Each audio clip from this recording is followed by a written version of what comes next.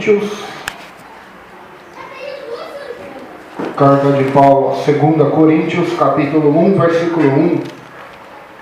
2 Coríntios, onde nós começamos, a carta de 2 Coríntios, capítulo 1, verso 1. Diz assim: Paulo, apóstolo de Cristo Jesus, pela vontade de Deus, e o irmão Timóteo, e a igreja de Deus que está em Corinto, e a todos os santos em toda a Caia.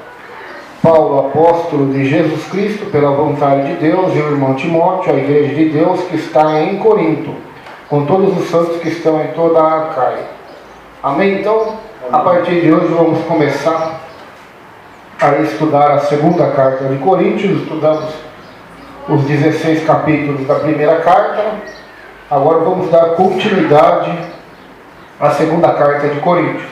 Nós já estudamos sobre a cidade de Corinto, então não vamos aqui falar novamente. Era uma cidade populosa, uma cidade, uma das mais importantes daquela época, como nós já vimos. Havia muita idolatria, havia misturas de filosofias e religiões, e na parte do evangelho, da igreja, tinha muitos problemas para que Paulo resolvesse. Então nós vamos ver um pouco do pano de fundo dessa segunda carta aos Coríntios. A ligação de Paulo com a importante cidade comercial de Corinto começou em sua segunda viagem missionária, quando ele passou 18 meses em Corinto, ministrando lá, que está em Atos 18:11, Atos capítulo 18, do verso 1 ao 18. Depois de deixar Corinto, Paulo ouviu falar a respeito da imoralidade que havia nessa igreja. Escreveu uma carta, a qual ele fala no capítulo 5, versículo 9, que nós já estudamos, a fim de confrontar esse pecado. Durante seu ministério em Éfeso, ele recebeu outras notícias a respeito de problemas na igreja de Corinto, na forma de divisão entre os membros. Ademais, os coríntios escreveram uma carta a Paulo, pedindo esclarecimentos a respeito de algumas questões. Paulo respondeu escrevendo a carta conhecida como 1 Coríntios, planejando permanecer em Éfeso um pouco mais. Então nós vemos toda essa história em 1 Coríntios capítulo 1, 11, 1 Coríntios capítulo 7, verso 1, e 1 Coríntios capítulo 16, verso 8 e 9. Aleluia. Paulo enviou Timóteo a Corinto, que nós vimos em 1 Timóteo 4, em 1 Coríntios 4, 17 e 16, verso 10 ao 11, nós já estudamos. Notícias preocupantes a respeito de outras dificuldades em Corinto chegaram ao apóstolo, possivelmente por meio de Timóteo, incluindo a chegada de falsos apóstolos. Então, tinha problemas na igreja de Corinto. Foi enviada uma carta a Paulo. Paulo responde e essa resposta é a primeira carta de Coríntios que nós estudamos, E nesse interim, Paulo envia Timóteo para ver como que estava, como a igreja tinha respondido à primeira carta de Coríntios. E Timóteo não tem notícias positivas sobre a igreja de Corinto. Pelo contrário, as notícias são negativas, são de mais dificuldades, são que infiltraram-se na igreja de Corinto mais problemas ainda, se infiltraram falsos apóstolos. Então a segunda carta de Coríntios vai tratar desses assuntos, desses novos problemas e dificuldades que surgiram na igreja de Corinto, quando Timóteo foi visitar. E Paulo vai responder essas questões e vai defender-se também das falsas acusações e calúnias que alguns irmãos, entre aspas, estavam levantando contra ele e seu apostolado. Para criar uma plataforma da qual ensinar um falso evangelho, eles começaram por atacar o caráter de Paulo. Eles tinham de convencer as pessoas a trocar Paulo por eles, caso quisessem ter êxito na pregação da doutrina do demônio. Temporariamente abandonando o trabalho em Éfeso, Paulo foi imediatamente a Corinto. A visita, que foi dita como tendo acontecido em tristeza, está na segunda carta de Coríntios capítulo 2:1, não foi bem sucedida da perspectiva de Paulo. Alguém na igreja de Corinto, provavelmente um dos falsos apóstolos, chegou até mesmo a insultá-lo publicamente. Entristecido pela falta de lealdade dos coríntios em defendê-lo, buscando poupá-los de mais uma repreensão, esperando talvez que o tempo os trouxesse a razão, Paulo retornou a Éfeso. De Éfeso, Paulo escreveu o que é conhecido como a Carta Severa. que está em 2 Coríntios 2,4. E enviou com Tito a Corinto, que também está na segunda carta, no capítulo 7. Ao deixar Éfeso após o tumulto incitado por Demétrio, Paulo partiu para Tode para encontrar Tito. Entretanto, estava tão ansioso pelas notícias de como os coríntios haviam respondido à carta severa, que não conseguiu ministrar lá, mas, embora o Senhor tivesse aberto uma porta. Então partiu para a Macedônia para procurar por Tito. Para imenso alívio e alegria de Paulo, Tito encontrou com a notícia de que a maioria dos coríntios havia se arrependido da rebelião deles contra Paulo. Está no capítulo 7, versículo 7 dessa carta que vamos estudar, a segunda carta de Coríntios. Suficientemente sensato para saber que algumas atitudes rebeldes ainda existiam às escondidas e que poderiam irromper novamente, Paulo escreveu, possivelmente de Filipos. Também alguns manuscritos antigos registram Filipos como lugar da redação. Aos Coríntios, a carta denominada 2 Coríntios, que vamos estudar. Nessa carta, embora o apóstolo tenha expressado seu alívio e alegria diante do arrependimento deles, sua preocupação principal foi defender o seu apostolado, exortar os coríntios a retornar os preparativos para a coleta para os pobres de Jerusalém e confrontar diretamente os falsos apóstolos. Então, como havia escrito, ele foi a Corinto. A participação da igreja de Corinto na oferta para Jerusalém indica que a terceira visita de Paulo a esta igreja foi bem sucedida. Só que nós vemos que essa carta foi a última, que Paulo escreve para a igreja de Corinto. Ele escreveu 4 cartas. A primeira nós não temos conhecimento, foi uma dura repreensão. A segunda foi para responder perguntas, que os coríntios fizeram, que é a primeira carta de Coríntios da Bíblia, A terceira, conhecida como carta severa, que foi só cajadada, foi a pior de todas, também não chegou ao nosso conhecimento. E a última carta, que é a carta final, que é a 2 Coríntios. Paulo escreveu várias cartas, não foi só essas que estão na Bíblia. Só que as que chegou até nós foi as que Deus inspirou o apóstolo, Algumas coisas foi sabedoria de Deus, mas ele misturou com a sabedoria dele, com os pensamentos dele, ou com os sentimentos dele. E Deus não deixou chegar até nós. Mas as cartas que chegaram até nós, assim como toda a Bíblia, num contexto geral, foi aquelas que Deus inspirou, porque a Bíblia diz que toda a Escritura é divinamente inspirada por Deus e é proveitosa para redarguir, corrigir, ensinar e instruir perfeitamente todo homem, para que ele seja perfeitamente justo em toda boa obra. Então, a Escritura veio como inspiração de Deus. Então, a segunda carta de Coríntios veio da inspiração do eterno Deus. Paulo então começa a carta. Paulo, apóstolo de Jesus Cristo, pela vontade de Deus, ou seja, ele é um apóstolo de Jesus, não pela sua própria vontade, mas pela vontade de Deus.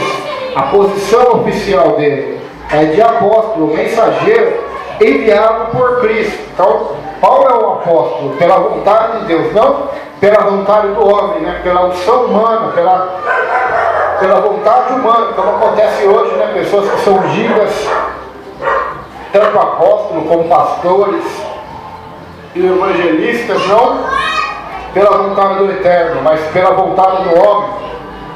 Talvez porque tem dinheiro, porque tem algum talento natural, as pessoas o ungem, não porque ele é vocacionado, ele é chamado por Deus, mas porque ungem ele, porque ou compra unção, ou pela vontade do homem, porque ele dá um grande cachê financeiro à igreja. Mas Paulo não foi ungido porque dava um grande cachê financeiro, não foi ungido porque era amigo de pastores na época, ou era amigo de apóstolos. Paulo foi ungido apóstolo pela vontade do próprio Deus, pela vontade de Cristo, ou seja, e o Senhor escolheu a ele, não foi o homem que o escolheu, não foi ele que escolheu ao Senhor, mas o Senhor o escolheu.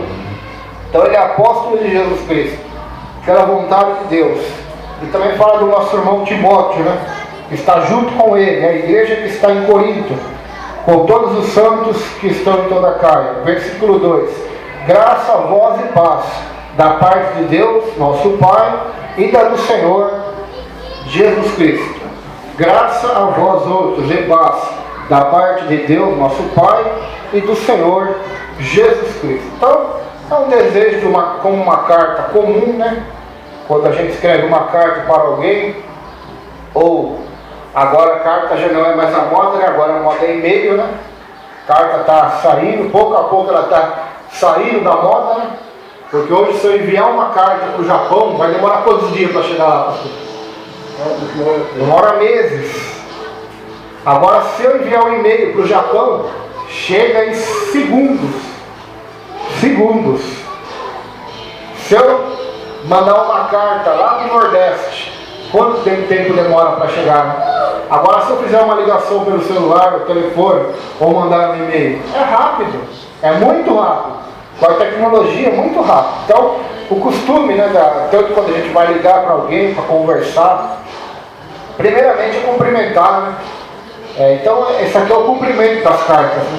Graça a vós e paz, da parte de Deus, nosso Pai, e do Senhor Jesus Cristo. Ou seja, só existe graça, só existe paz da parte de Deus quando essa graça provém do Senhor Jesus Cristo, né? Porque Ele é o caminho, a verdade e a vida, e é através dele que a graça, a paz, a misericórdia, a salvação, a vida com abundância, a alegria, o amor se manifestam em nós. Terceiro versículo. Bendito seja o Deus e Pai de nosso Senhor Jesus Cristo, o Pai das misericórdias e o Deus de toda consolação, que nos consola em toda a nossa tribulação, para que também possamos consolar os que estiverem em alguma tribulação com a consolação com que nós mesmos somos consolados de Deus. Na outra tradução, bendito seja o Deus e Pai de nosso Senhor Jesus Cristo, Pai de misericórdias e Deus de toda consolação. É Ele que nos conforta em toda a nossa tribulação, para podermos consolar os que estiverem em qualquer angústia, com a consolação com que nós mesmos somos contemplados por Deus. Então aqui nós vemos algo muito maravilhoso da parte de Deus, né? Que o nosso Deus e o nosso Pai, o Deus e Pai de nosso Senhor Jesus Cristo, é chamado na Bíblia também de o Pai das misericórdias, e também chamado de Deus de toda consolação. Então nós observamos nesse texto bíblico que Deus, Ele é o Deus das misericórdias, Ele é o Pai das misericórdias, e Ele também é chamado Deus de toda consolação. O que isso significa? Significa muito para nós que servimos a Ele, né? Que buscamos a Ele. Nós temos um Deus misericordioso. Lembramos de Davi? Davi, o que ele disse? Eu prefiro cair na mão do homem, na mão de Deus, do que na mão do homem. Por quê? Porque Deus é misericordioso, o homem não. Então, entendendo o caráter de Deus, entendendo o sentimento de Deus, nós sabemos que o nosso Deus é misericordioso, né? A Bíblia diz em Salmos que as suas misericórdias se renovam, né? De geração em geração. E também diz em Lamentação que suas misericórdias são novas a cada manhã. Então isso é muito maravilhoso, saber que Deus é aquele que tem misericórdia da nossa vida, misericórdia da nossa alma, misericórdia, o Pai das misericórdias, é o Deus de toda consolação, aquele que nos consola nas tribulações e aflições deste tempo presente. Nesse mundo teremos aflições, mas o Deus de toda consolação enviou a nós o Espírito Consolador, que é chamado Consolador, aquele que consola. Por que Paulo venceu? Por que os apóstolos venceram? Nós não vemos eles murmurando, porque o Consolador estava consolando eles, né? Eles estavam passando por aflições, por lutas, mas o Consolador estava os confortando, os consolando, os animando, né? Os renovando, os curando, suas feridas espirituais, físicas, emocionais. O Consolador estava com eles. O Deus de toda consolação estava ajudando eles, fortalecendo eles, perdoando eles, animando eles, enxugando a lágrima deles, fortalecendo eles na dor, no sofrimento, na tribulação. Então, por isso que eles venceram as tribulações e as provas, porque com eles estava o Deus de toda consolação, consolando a eles. Ai daquele que não tem quem o consola no momento difícil, né? Mas o cristão tem o Espírito Santo, que o consola no momento da perda, da dor, da decepção, da angústia, da tribulação. Nós temos o Espírito Santo, que é o Consolador, que diz também no versículo 4, que nos consola em toda a nossa tribulação, ou seja, que nos consola em toda a nossa tribulação, para que possamos consolar os que estiverem também em alguma tribulação, diferente da nossa ou semelhante à nossa, com a consolação com que nós mesmos somos consolados por Deus. Ou seja, nós recebemos de Deus a consolação das tribulações da nossa vida, né? E através das tribulações temos experiência, né? E dessas experiências a qual vencemos, podemos passar para outros irmãos, para outras pessoas que passam pelo mesmo processo ou semelhante dificuldade, luta, tribulação, para que elas recebam a mesma consolação com a qual nós temos recebido de Deus.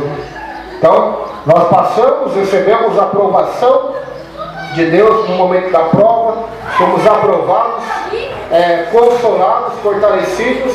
Então nós temos uma experiência para contar, nós temos algo de Deus para repassar as pessoas que passam pelo mesmo processo, né?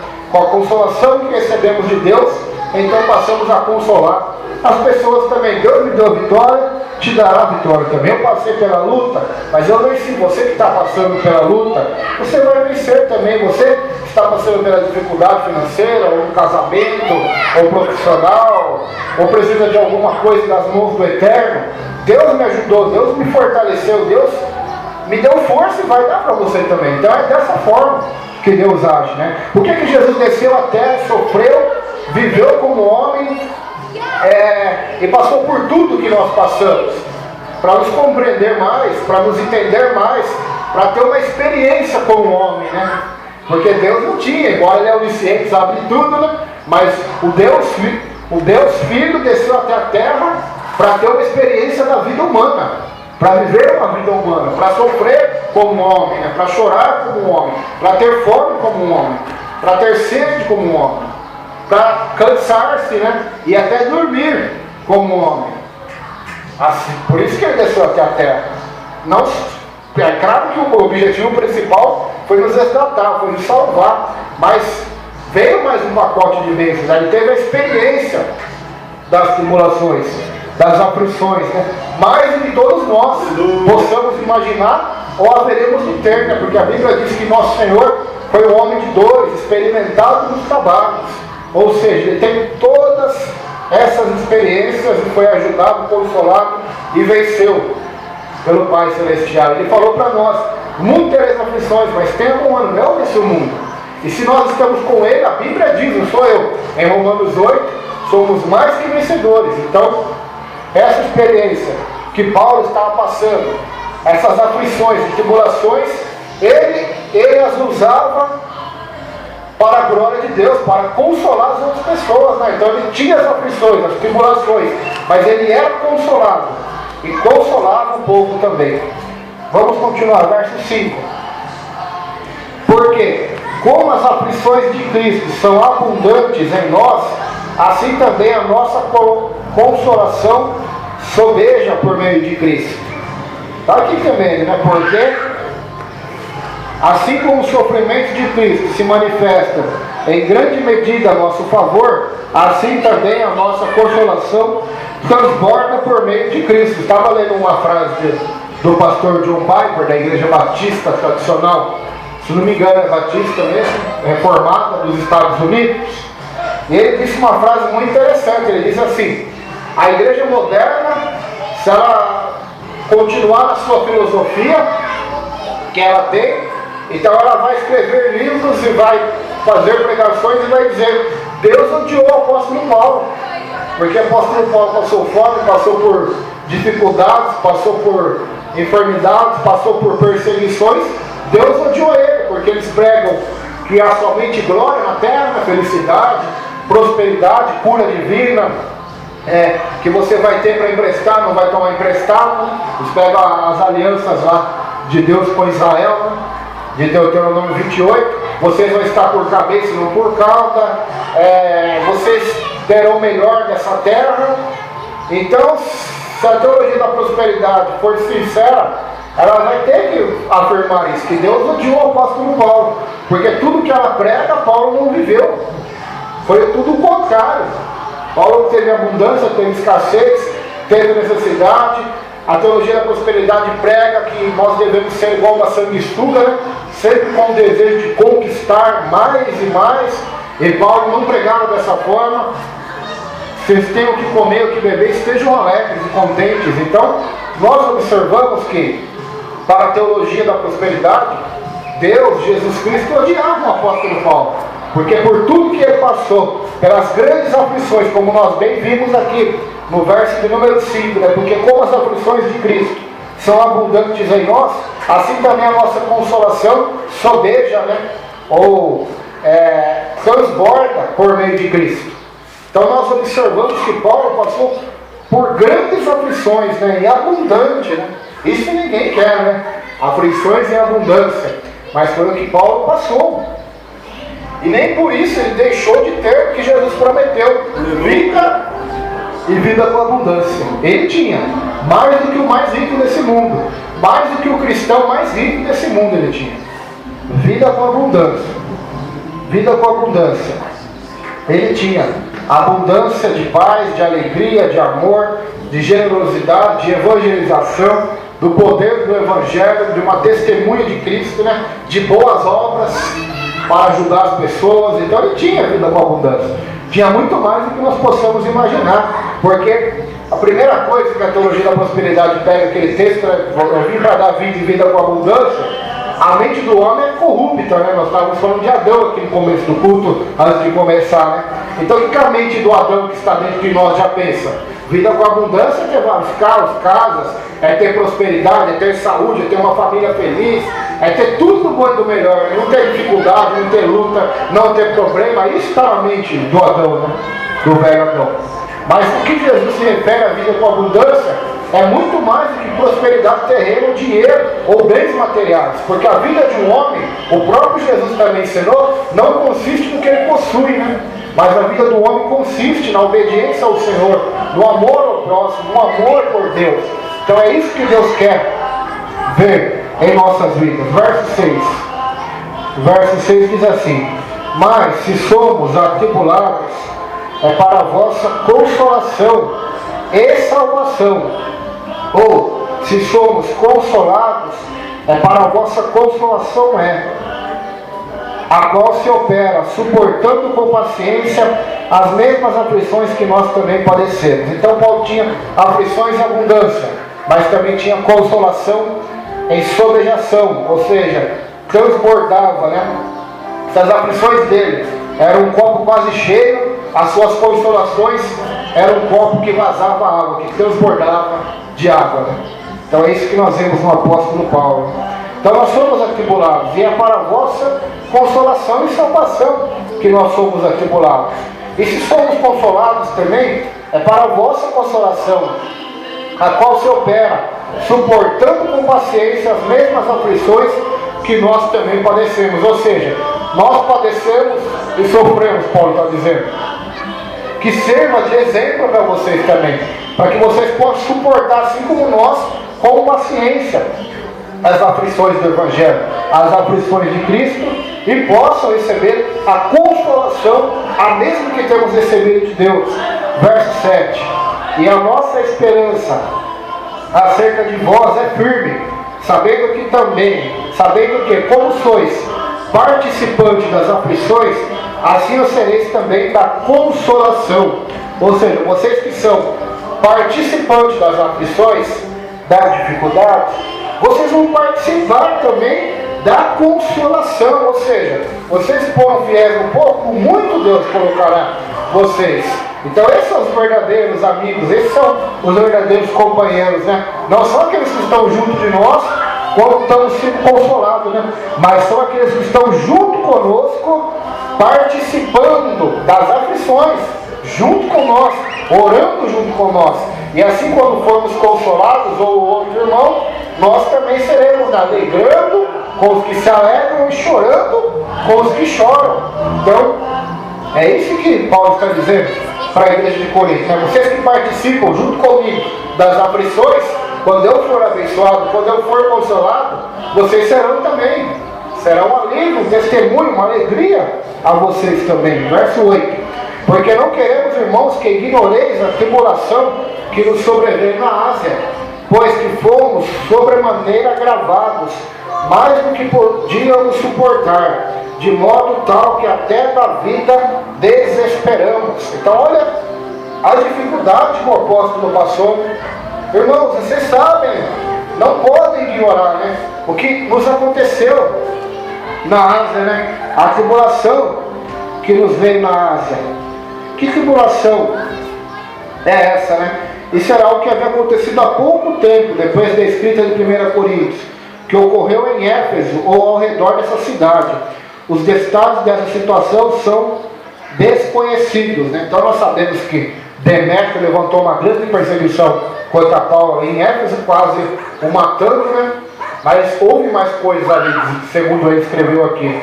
Talvez uma multidão se amontoou em volta dele, né? Os adoradores de Diana queriam matá-lo, apedrejá-lo, não sei. Ele clamou a Deus por um milagre, foi salvo, não morreu, né? Porque não era a hora dele ainda. Certa feita a Bíblia diz que ele se fingiu de morto, né? Foi apedrejado, se fingiu de morto, né? Fingiu desmaiado ali de morto para não matarem ele, né? Olha aqui, que situação, né? Que situação. Então Paulo era homem, se desesperava também. Até da vida nos desesperamos, ou seja, não queríamos morrer, né?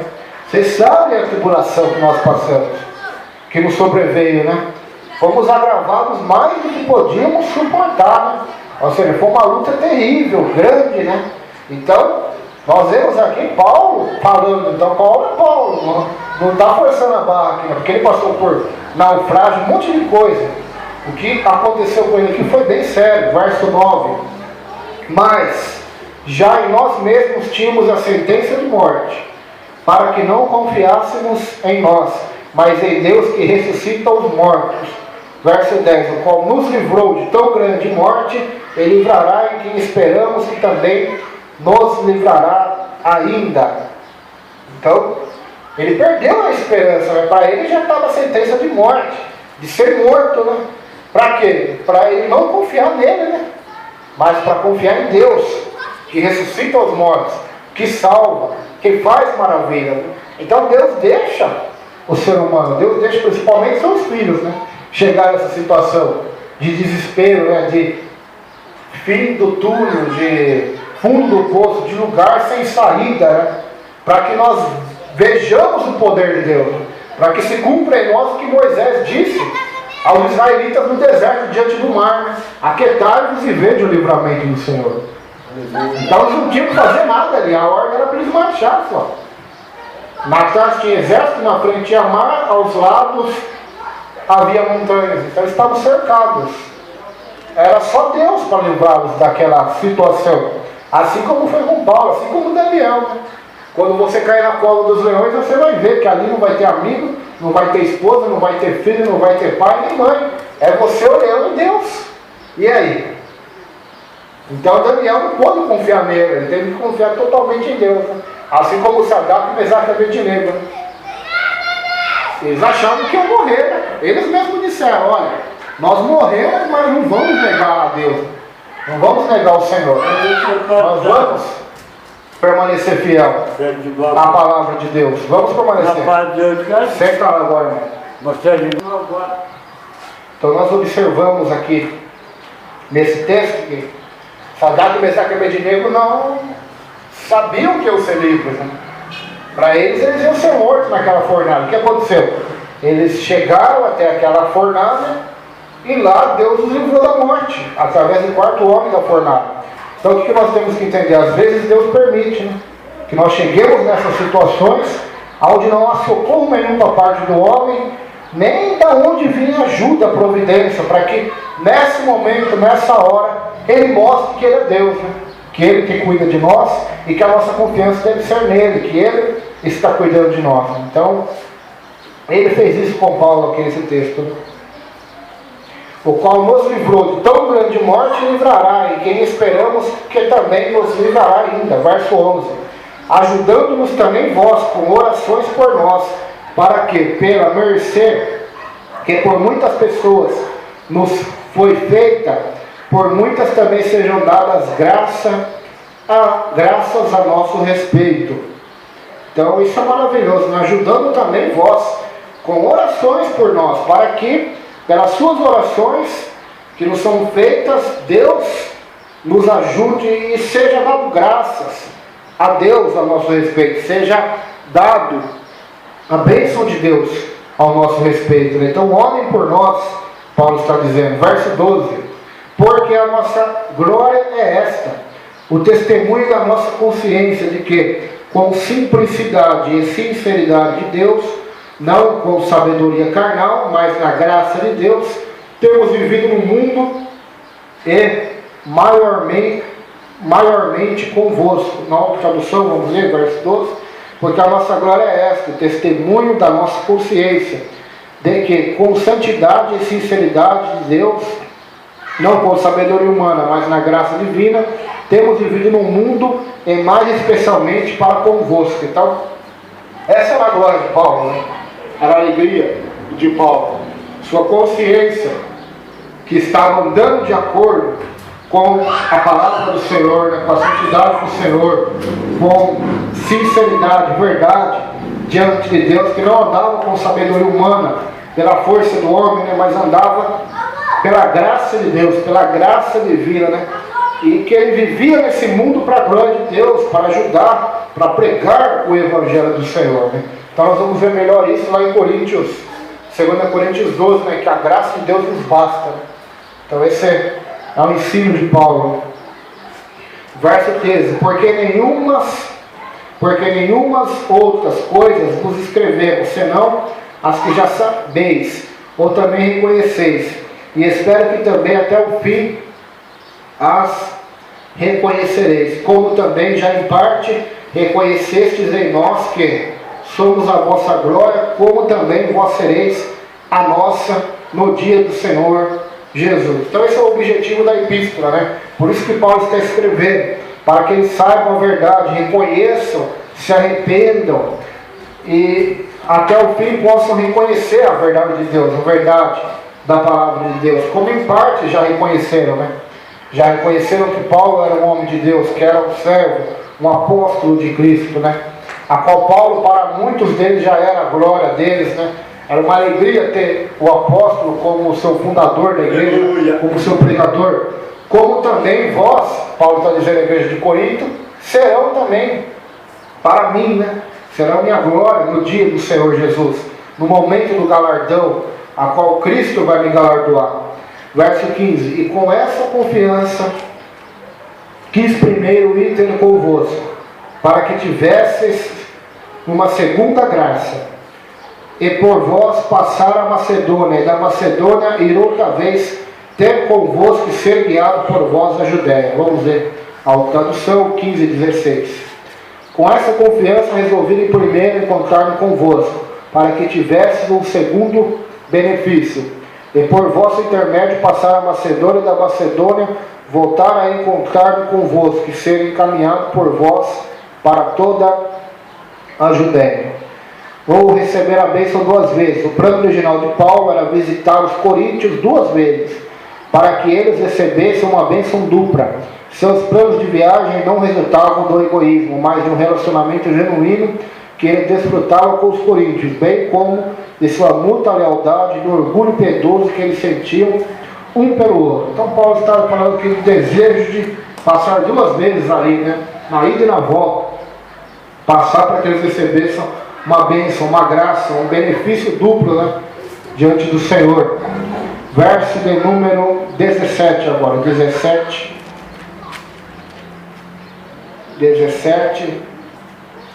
Ora, determinando isto, terei porventura agido com leviandade, ou a deliberar acaso delibero segundo a carne, de sorte que haja em mim simultaneamente o sim e o não? Antes, como Deus é fiel, a nossa palavra para convosco não é sim e não. Não é sim e não. Porque o Filho de Deus, Cristo Jesus, nos foi, que foi por nosso intermédio anunciado entre vós, isto é, por mim e Silvano e Timóteo, não foi sim e não, mas sempre nele houve o sim. Então aqui nós vemos algo muito interessante, que Paulo estava sendo acusado pelos coríntios, né? Porque talvez ele tinha dito que iria até lá e não deu para ele ir, né? Então começaram a dizer que Paulo não cumpria a palavra de Deus, que era sim, sim, não, não, né? Então começaram a acusá-lo de não conseguir, né, ter cumprido seus compromissos, né? Mas Paulo vai dizer, olha, eu não fiz isso porque agi de má fé, né, segundo a carne, ou não cumpro a palavra de Deus, porque com o nosso Senhor Jesus Cristo, aquele que eu anunciei até vocês no verso 19, porque o Filho de Deus, Cristo Jesus, que foi por nosso intermédio pregado, anunciado, evangelizado, ensinado entre vós, isto é, por mim, por Silvano e Timóteo, não foi sim não, mas sempre nele houve o sim. Então Cristo que eu anunciei a vocês, sempre houve o sim, ou seja, sempre houve a oportunidade da salvação. Todas as promessas de Deus no Antigo Testamento e no Novo Testamento, de paz, alegria, amor, bondade, perdão, salvação, santificação, companheirismo, esperança, glorificação e céu, foram tornadas possíveis e se cumpriram em Cristo Jesus. Amém. A palavra hebraica de afirmação. Paulo os lembrou que eles haviam dito um sim coletivo à verdade de sua pregação e de seus ensinos. Então Cristo é o sim de Deus, é o amém de Deus, né? É o cumprimento de todas as profecias, promessas e bênçãos que existem na Bíblia Sagrada, né? Tudo que é bom, tudo que é maravilhoso, Cristo cumpre em nós, pelo seu poder, e nos tornou possível, né? Através da sua morte na cruz. Porque a Bíblia diz em Gálatas que ele nos resgatou das maldições, né? Para que a bênção esteja sobre nós. A bênção de Abraão, Isaac e Jacó. Olha só que maravilhoso, a bênção de Abraão, de Isaac e de Jacó, chegasse a nós gentios pela fé. Ou seja, nós não temos que cumprir o pacto que os judeus tinham que cumprir para ser abençoados, né? Porque também eles não conseguiram, né? Mas nós temos que cumprir a fé no Evangelho, em Jesus Cristo, a obediência ao Evangelho, né? Então, pela fé, somos participantes das bênçãos de Abraão, Isaac e Jacó e de todas as demais bênçãos bíblicas, né? Porque em Cristo está ele é o amém, ele é o alfa e o ômega, ele é o sim de Deus para nós, né? Ele é aquele que nos dá a vitória. Por isso que Paulo diz em Romanos 8, que se com ele sofremos, também com ele reinaremos, né? Seremos, a Bíblia também diz na carta aos Efésios, se eu não me falo a memória, eu acho que nos Efésios, que nós somos herdeiros de Deus e co-herdeiros com Cristo. Então o que é um herdeiro? Né? Para estudar o significado da palavra herdeiro. É forte. O que é um herdeiro? O pai morreu, tudo que é do meu pai é meu. Isso é um herdeiro. Deus não morre, né? Deus é eterno. Então tudo que é dele é de Cristo, mas a Bíblia está dizendo que é nosso também, porque somos herdeiros de Deus e co-herdeiros com Cristo, ou seja, vamos participar da mesma herança. É como o pai, o que o pai disse ao filho pródigo? Tu, meu filho, o filho ficou bravo, né, que ele recebeu aquilo que tinha ido embora, voltou, foi recebido com festa, com alegria, né? E o mais velho ficou bravo, o irmão mais velho disse, mas pai, eu já estou aqui há anos já te servindo fielmente, nunca transgredi nenhum dos teus mandamentos, e o Senhor não me deste nada. O pai falou, filho, você nunca me pediu? Tudo que é meu, é teu, né? Um pai, vamos dar um exemplo, um fazendeiro rico, milionário, que tem muitas propriedades, riquezas, dinheiro, um homem justo, né? tem 2 filhos, um se desvia, vai para um outro país, pega a sua herança, pai dá a ele, o outro fica ali junto com seu pai fielmente, né? Mas fazendo aquilo como um esforço, somente como se fosse a obrigação, não por amor, né? Não por alegria, mas fica ali. De repente aquele filho de longe volta, é recebido com festa, né? É recolocado na família novamente, né? É recebido na família novamente, depois, agora está a hora do culto. Era recebido novamente e a Bíblia diz que esse irmão mais velho ficou bravo por causa disso. O pai falou, olha, tudo que é meu é teu, tudo que é meu é teu. Então, essa é a herança que nós receberemos no céu. Tudo que é do Pai será nosso, né? Não estou dizendo de prosperidade terrena, porque se for ao pé da letra assim, então os cristãos têm que ser os mais ricos desse mundo, né? Mas a Bíblia, quando ela diz essa parábola do filho pródigo, ela nos fala a respeito da salvação, né? Das heranças celestiais. O anel representa a nova aliança, né? Que o filho recebe. A nova veste, a veste da salvação. A festa de anjos do céu, quando o pecador se arrepende. Porque o contexto é assim, né? Desse texto. Está lá nas parábolas, vai falar sobre isso. Então, tudo que as riquezas que existem no céu, os tesouros, que são uma grama de ouro do céu, vale mais do que todas as toneladas de ouro da terra. Então, tudo isso será recebido pelos salvos e eleitos do Senhor, na herança celestial. Então isso é muito importante. Verso 20. Porque todas quantas promessas há de Deus são nele sim, e por ele o amém, para a glória de Deus e por nós. Porque quantas são as promessas de Deus, tantas tem nele o sim, porquanto também por ele é o amém, para a glória de Deus por nosso intermédio. Então, quantas são as promessas de Deus? Quais são as promessas de Deus na Bíblia? Não daria tempo de nós estudarmos aqui o ano inteiro. São várias promessas, né? A Bíblia diz que em Cristo tantas tem nele o sim, porque também por ele é o amém, para a glória de Deus por nosso intermédio. Então todas as promessas de Deus é de Deus, né? Não é do homem. Promessas de Deus para nós em Cristo são amém, são o cumprimento, são o cumprimento dessas bênçãos, dessas promessas de Deus. Note que a promessa de Deus são as promessas bíblicas, né? As promessas que estão inseridas na Bíblia, mas de acordo com o contexto, não de acordo com a nossa interpretação, né? Porque de acordo com a interpretação do homem hoje, tem muitas coisas aí que Deus é obrigado a fazer, né? Só que não faz, não vai fazer. Por quê? Porque são interpretações distorcidas, erradas, né? Manipuladas da palavra de Deus. Mas tudo que é interpretado corretamente, inspirado pelo Espírito Santo, iluminado pelo Espírito Santo, através da oração, da fé, do amor, e em busca pelo reino e pela glória de Deus, as promessas são sim, acontecerão, porque Deus é fiel e Deus é maravilhoso.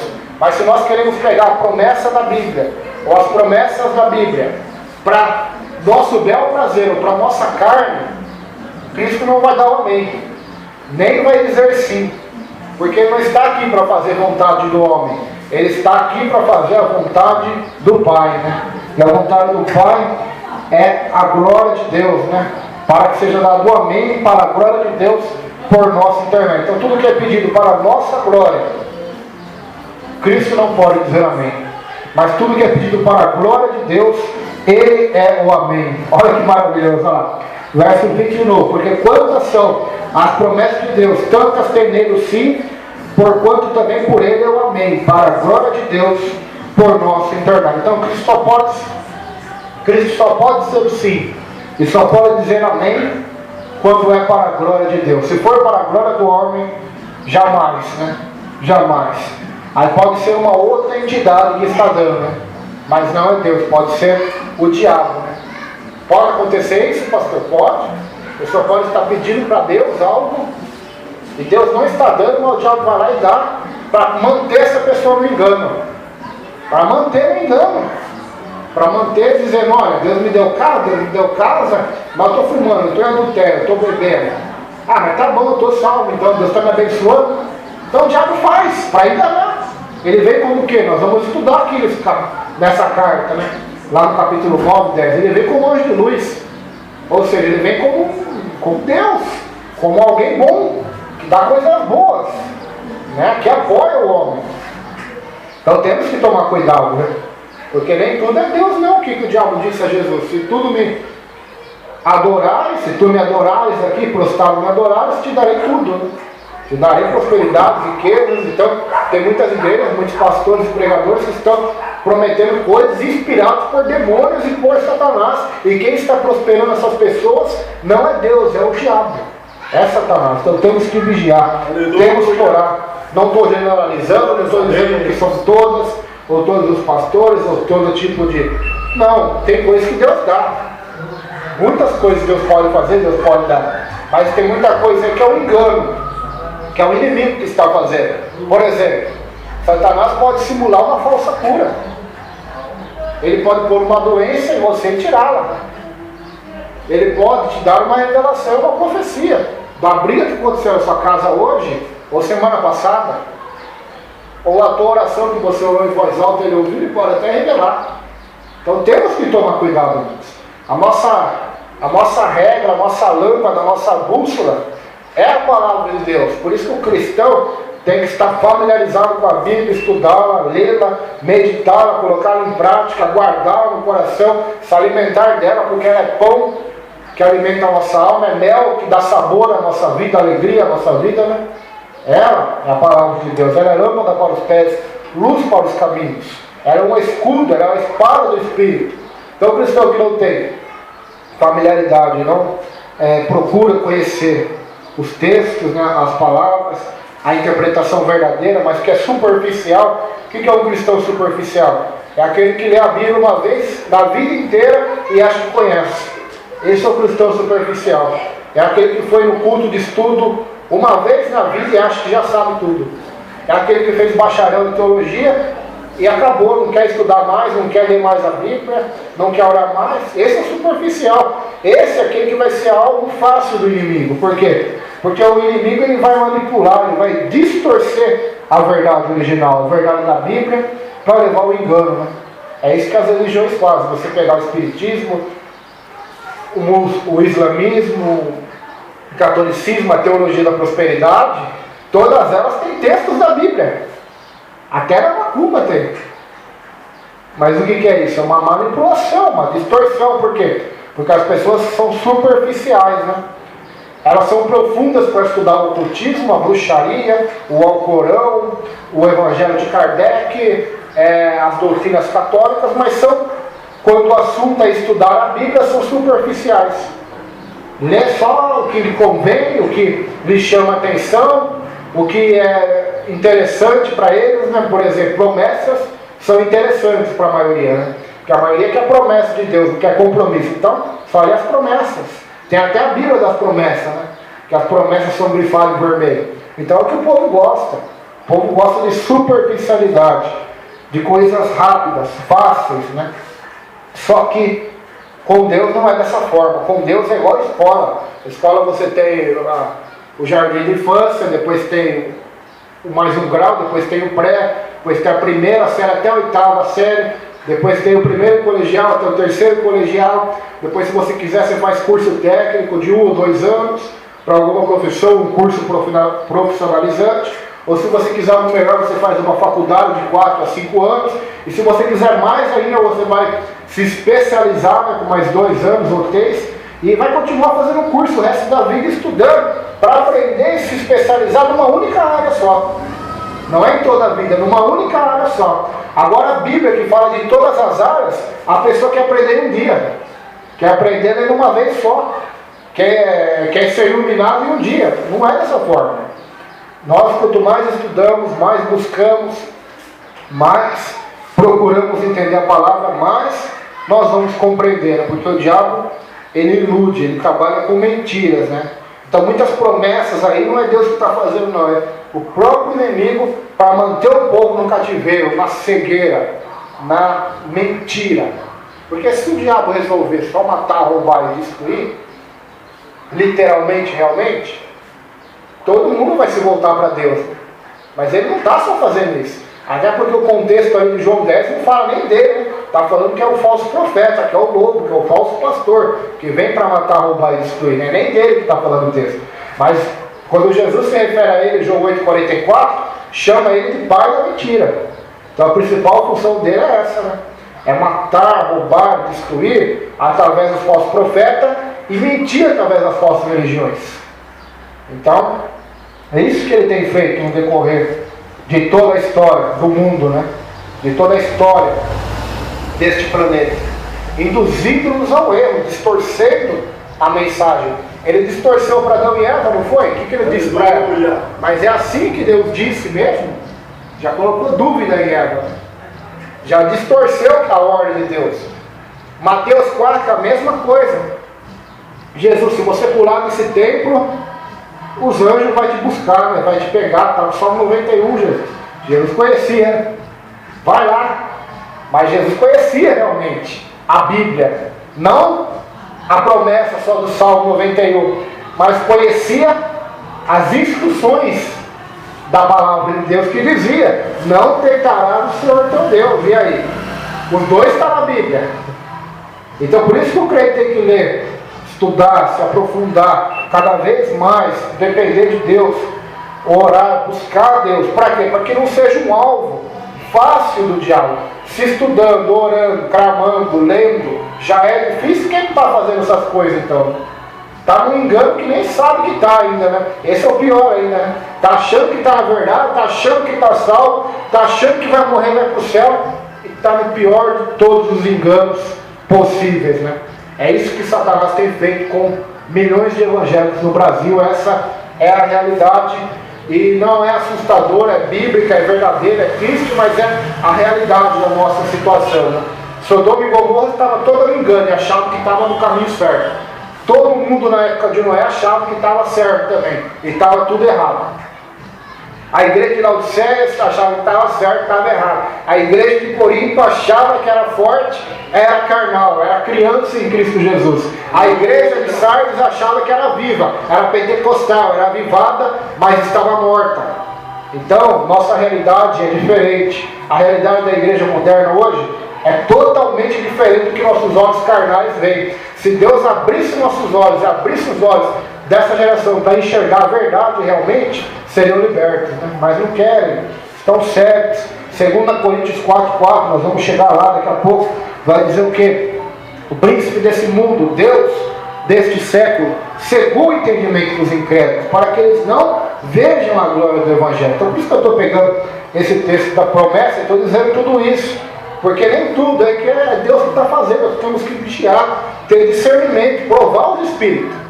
Provar se o Espírito que está nos abençoando é o Espírito de Deus ou é o Espírito do engano. Se aquilo que está nos prosperando é o Senhor eterno ou é o diabo. Tem gente que não pensa dessa forma, né? É sempre assim: se você está prosperando, está sendo curado, é Deus que está fazendo. Se você está com o carro batido, está com uma doença, é o diabo. Então pode ver, sempre as coisas ruins ficam para o diabo, as coisas boas para Deus. E o diabo se aproveita disso, né? E a Bíblia diz que tem coisas ruins que acontecem na nossa vida, que não é o diabo, pode ser o próprio Deus para nos ensinar e nos corrigir.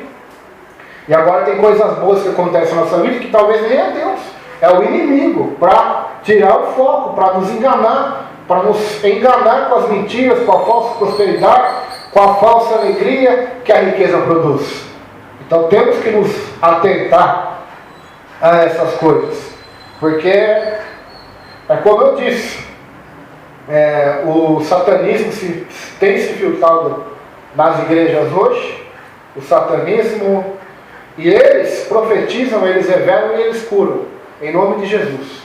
Eles aprendem isso lá, eles estudam primeiro, todo um processo, e eles fundam igrejas, estão pregando na televisão, estão em todos os lugares infiltrando-se como diz a Bíblia, falsos profetas vão se infiltrar no meio de vocês, lobos devoradores. Nós vamos estudar, por isso que eu estou falando sobre isso, porque é o contexto dessa carta. 2 Coríntios vai falar de falsos profetas, de falsos apóstolos. Então naquela época já começou esse trabalho do diabo, né? De se infiltrar no meio da igreja, né? Se eu não posso destruí-la, eu vou ser amiga dela, né? É igual se o pastor está em guerra, se o presidente do país, o pastor é de outro. Se eu sei que o pastor é mais forte que eu, e se eu perseguir o pastor, o presidente, né? Vou destruir seu país, seu país vai me destruir, o que eu vou fazer? Eu vou me unir a você. Eu vou me infiltrar. Eu vou mandar pessoas para se infiltrar, né? Para destruir o seu governo de dentro, né? De dentro, não por fora, mas por dentro. É isso que o diabo está fazendo. Ele viu que não é lucrativo matar cristãos, perseguir. É mais fácil enganar e iludir do que matar fisicamente, né? Então ele vai se infiltrando com sapatinho de algodão, como dizem os cristãos antigos, né? Como lobo em pele de ovelha, como um ser astuto. Na Bíblia diz que a serpente era a mais astuta dos animais, né, da terra. Então, com astúcia, com sabedoria, mais do que de Daniel, ele vai fazer dessa forma. A Bíblia diz que o nosso adversário, ele enganou terça parte de anjos no céu. E qual que é o número de anjos? Nós não temos nem essa noção de quantos são, mas são milhões e milhares, de milhares e milhares. Nós vimos na Apocalipse, né? Então enganou milhões e milhões e milhões de anjos junto com ele. Não é mole conseguir fazer isso. Só com a lábia, né? Só com a lábia, com o papo, com a conversinha no ouvido. Porque anjos viam Deus ainda, né? Então, imagina essa sociedade que caminha na escuridão, que caminha na total cegueira, né? Que não dá valor devido à Bíblia, né? Que é o único livro, que é a nossa única lâmpada e arma contra ele. Então imagina o estado do engano que está essa geração, né? Estão sendo enganados em nome de Deus, em nome do diabo não. Estão sendo enganados em nome de Jesus, não é no nome do diabo não. Estão sendo curados em nome de Jesus pelo diabo, não estão percebendo. Então, por isso que Jesus diz em Mateus capítulo 7, profetizarão, curarão e farão maravilhas em meu nome, mas não são meus, não fazem parte, estão fazendo isso pelo poder do inimigo, do adversário, do engano. E eu estou permitindo. Por que eu estou permitindo? Porque o povo não quer a verdade. Então Deus vai enviar a operação do engano. Está lá em Tessalonicenses também, né? Por que Deus está permitindo então tudo isso? Está lá em 2 Tessalonicenses. O pessoal não quer a verdade, não é a verdade? Então o resto o que para ela? A mentira. Deus enviará a operação do engano, do erro. Por isso que Deus está permitindo. Se Deus quisesse, Ele dava no fim tudo, né? Mas Deus tem permitido. Por quê? Porque o homem vai colher o que ele planta. Aleluia. E se ele está plantando mentira, engano, adorando a criatura em vez do Criador, ele vai colher isso, vai colher a ira, né? Romanos capítulo 1 é claro, vai dizer que do céu se manifesta a ira de Deus sobre todo homem que comete obras ímpias, né? Contra ele, né? Porque não adora a criatura, não adora o Criador, mas adora a criatura. Deus entregou essa nação, né? Esse povo a paixões infames, que cometem até torpeza, homens se deitando com homens, e vários tipos de coisas que acontecem hoje. Se você ligar o jornal e catar Romanos 1, a parte final do capítulo 1, você vai ver o que está acontecendo no jornal. É isso, é traição, calúnia, morte, assassinato. Por quê? Porque Deus entrega o homem a seu bel prazer. Por quê? Porque o homem não quer Deus, não quer o Criador. E já no Antigo Testamento havia isso. O profeta Oséias vai dizer no capítulo de número 4, verso 1, que o Senhor tem uma contenda com quem habita na terra, porque na terra só prevalece a mentira, o furtar, o adulterar, o perjurar, o roubar, só prevalece a maldade, e o povo é destruído por falta de conhecimento, né? Está lá no capítulo 4.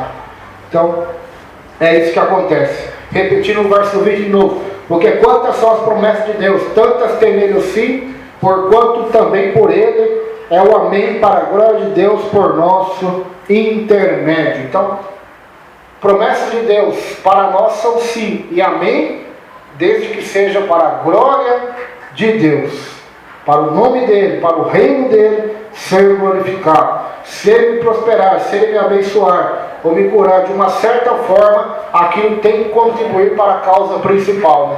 Que é o reino de Deus, que é a expansão, o crescimento, o testemunho, a evangelização, a glória, as boas obras ao próximo, de alguma forma tem que contribuir para esse contexto, que vai dar glória a Deus.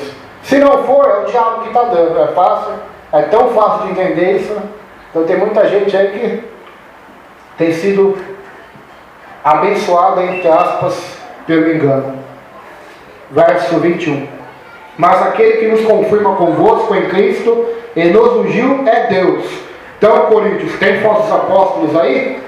Paulo vai chamar eles de super apóstolos. Tem pessoas se intitulando alguma coisa aí?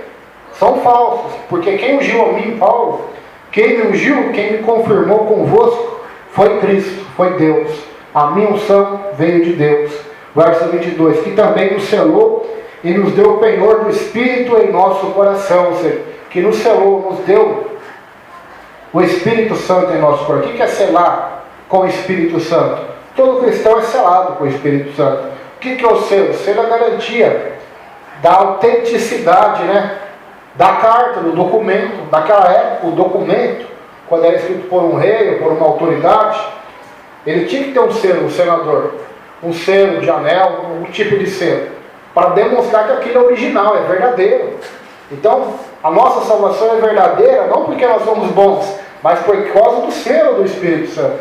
É Ele que confirma este selo. E o penhor? O que é o penhor? Vou penhorar minha casa, vou emprestar o dinheiro no banco e vou penhorar meu carro. Quer dizer, se eu não pagar aquele dinheiro que eu emprestei, o banco toma o meu carro. Isso é penhorar, né? Então, Deus nos deu o penhor da salvação. O que é o penhor? O pagamento de garantia já, né? Que é o Espírito Santo. É a habitação do Espírito. É a morada do Espírito em nosso coração, em nossa vida. Então isso é importante. Verso 23. Eu, porém, por minha vida, tomo a Deus por testemunha de que, para vos poupar, não tornei ainda a Corinto. Não que tenhamos domínio sobre a vossa fé, mas porque somos cooperadores de vossa alegria, porquanto pela fé já estáis firmados. Então Paulo está dizendo, eu só não fui até vocês agora, Deus é minha testemunha, para vos poupar. Eu estou esperando um pouquinho para ir até vocês ainda, para ver se mais se arrependem, né? Voltam a praticar a palavra de Deus, para que eu vá até vocês não com vara ou cajado, mas com amor, né? Com alegria. Não porque eu tenha domínio sobre a vossa fé. Paulo está dizendo, não tenho domínio sobre a vossa fé. Apóstolo, né? Quantos pastores que dominam os membros? O pastor sabe disso que eu estou falando? Nós temos ciência disso. Quantas pessoas são dominadas pelos líderes, né? Para visitar outra igreja não pode. Não pode, porque o líder não deixa. Se vai mudar de emprego, tem que consultar o líder para ver se pode. Se vai no banheiro, tem que falar para o pastor se pode ou não pode. Se vai no monte, também tem que pedir autorização para ir. Então tem muita gente que é dominada, né? E a Bíblia diz o que em 1 Pedro capítulo 5? Presbíteros, assim como eu, apacentai o rebanho de Deus que está entre vós, não por torpe ganância, né? Como tendo domínio do rebanho de Deus, mas por voluntariedade, né? Então, e de ânimo pronto. É isso que ensina a Bíblia, 1 Pedro capítulo 5, e aqui está claro também que Paulo não tinha domínio sobre o rebanho, porque o rebanho não é dele, né? Assim como Jesus disse para Pedro, lá em João 21, Pedro, apacenta minhas ovelhas, não as suas. Você vai só apacentar, mas são minhas. Eu sou o pastor verdadeiro. Eu sou um pastor, eu que dei a vida pelas ovelhas. Ninguém mais fez isso. Então, no final das contas, todo pastor que existe nessa terra, ele como podemos dizer, uma palavra para nós. Ele é... As pessoas, por exemplo, provisório é a palavra certa. Então todo pastor que está aqui hoje na terra é provisório. No céu só haverá um rebanho, um só pastor, que é Jesus Cristo. Então nós somos tudo provisório. Os pregadores são provisórios, os evangelistas, os pastores, tudo provisório. Porque quem que vai assumir realmente o trono e a glória é Jesus Cristo. Então nós somos provisórios. E não é nem nosso, é dele, né? Por isso que nós vamos prestar conta, né? Lá em Hebreus 13 diz para os líderes, né? Vocês vão prestar conta a Deus. Todos vão prestar conta, né? Não é só os líderes. Mas os líderes terão uma responsabilidade maior de prestamento de contas. Então Paulo está dizendo, não tenho domínio sobre a vossa fé. Eu não tenho. Então, todo pastor que quiser dominar a nossa fé é um falso profeta. É um falso profeta. Porque nenhum homem pode dominar sobre o outro. Pastores não foram chamados para dominar a igreja, para ser o showman, né? Para nem dominar, ou para ser estrela, né, do culto. Se ele tiver o culto, se não tiver, não vai acontecer nada. Para ser o ídolo do povo, né? Embora tenha sido ídolo, embora tenha dominado, embora tenha sido um empresário. O pastor não foi chamado para dominar ninguém, foi chamado para pregar o evangelho do reino de Deus, foi chamado para pregar a palavra. Ele é um cooperador, como diz Paulo aqui. Somos cooperadores da vossa alegria, porquanto pela fé já estáis firmados. Então, não temos domínio sobre a fé alheia, né? Nem sobre a nossa conseguimos ter direito, né? Se não for Deus e a graça de Deus, quanto mais dominar a fé do povo, quanto mais dizer, como tem um monte de pastor aí que tem coragem, eu não tenho essa coragem mais, de dizer que a pessoa está salva, né? Está salva. Porque simplesmente falar que ela está salva simplesmente porque ela veio na frente uma vez na vida, aceitou Jesus Cristo como Salvador e Senhor, até em lágrimas talvez, mas essa pessoa não teve perseverança em seguir a Jesus, não abandonou o pecado, não mostrou fruto de arrependimento. Não tem como ser salvo uma pessoa dessa. É falsa, né? Assim como a prosperidade falsa dada pelo diabo, a cura falsa, também há falsa salvação, né? Que é oferecida pelo adversário, né? Aquela falsa paz, falsa ausência do medo, né? Que é o engano do inimigo também. Então nós temos que vigiar, né? Porque o adversário está ao nosso redor e quer nos enganar. Então não tenhamos domínio sobre a vossa fé. Então Paulo não tinha domínio. Paulo, o apóstolo Paulo, hein? Fundador da igreja de Corinto, não tinha domínio sobre a fé do povo. Mas ele era um exemplo para aquele povo, pregava a palavra, era um cooperador da alegria para aquele povo. Então é dessa forma que temos que agir e fazer, né? Dessa forma como fez o apóstolo Paulo. Já tive muito problema com muito pastor por causa exatamente disso, né? Porque são homens que não querem ajudar, né? Querem dominar, querem dominar. Para visitar uma igreja é uma luta, né? Tem que pedir carta, parece que é pior do que um trabalho do homem. É uma burocracia demoníaca, do inferno terrível, né? Mas só se deixa dominar também quem quer, né, pastor? Então essas pessoas que estão lá, são presas pelo sistema religioso, é porque querem também, porque gostam, né? Porque quem conhece a verdade, ele é liberto. Se na Nova Jerusalém você vai ter liberdade para entrar e sair, né? Não vai ter 12 portas aí, você vai ter liberdade. Jesus também diz em João 10, aquele que entrar por mim, entrará e sairá e achará passar. Não está dizendo que ele vai entrar em comunhão com Deus e vai sair do pecado, não. Está dizendo de liberdade. A ovelha vai ter liberdade, o povo de Deus vai ter liberdade. Porque Paulo diz, aonde está o Espírito do Senhor, o que acontece? Aí está ali, verdade, tem liberdade. João 8, conhecereis a verdade, verdade vos libertará. A única coisa que tem que ter domínio é domínio próprio, que está na Bíblia, né? Gálatas 5 diz que o fruto do Espírito é o domínio próprio. Então temos que ter domínio próprio. Nem dominar os nossos filhos nós podemos, nem nossa esposa. A gente tem que amar, como ensina a palavra de Deus. Amar como Cristo amou a igreja. Os filhos também têm que amar os filhos e ensiná-los no caminho do Senhor. Mas também não temos como dominar nada, né? A única coisa que Deus mandou dominar foi a terra, né? Foi os animais, né? E até isso, por causa do pecado, também já foi tem sido perdido, né? Os animais perderam o temor do homem, né? Perderam. Então nós observamos que pessoas que querem dominar pessoas, isso aí não vem de Deus não.